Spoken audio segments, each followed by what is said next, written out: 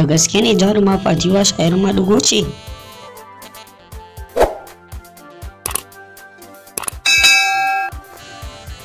Ita dai wannan jaruma Fati Washa ta kasance fitacce a masana'antar Kannywood.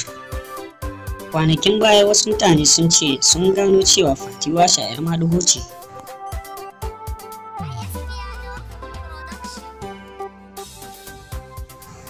To hakikanin gaskiya jarumar ta kasance tana shiga ne kawai irin tasu.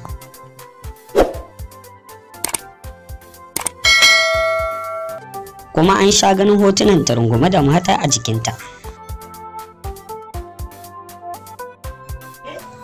Wanda shi ya kawo shakku zuciyar mabiyanta, wanda har izuwa yanzu wasu suke ƙara bincike a kai. Amma duk da kasancewar haka ta faru, jarumar ta ci gaba da boyewa mabiyanta maganar.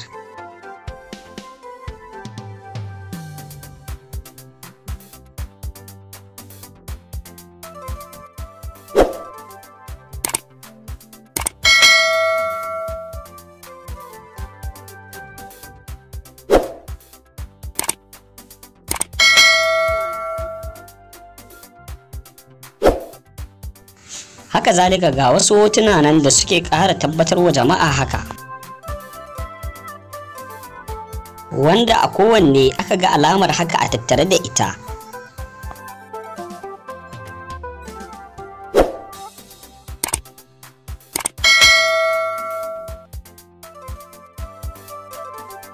Wannan alamu sun ƙara tabbatar mana da haka, kuma sun ƙara nuna komai. Dama a kwanaki an ji wani kes makamancin wannan, amma har kawo yanzu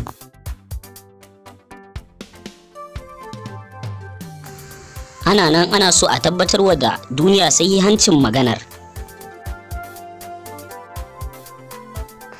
Daga bakinta ko kuma daga bakin wanda suke tare da ita.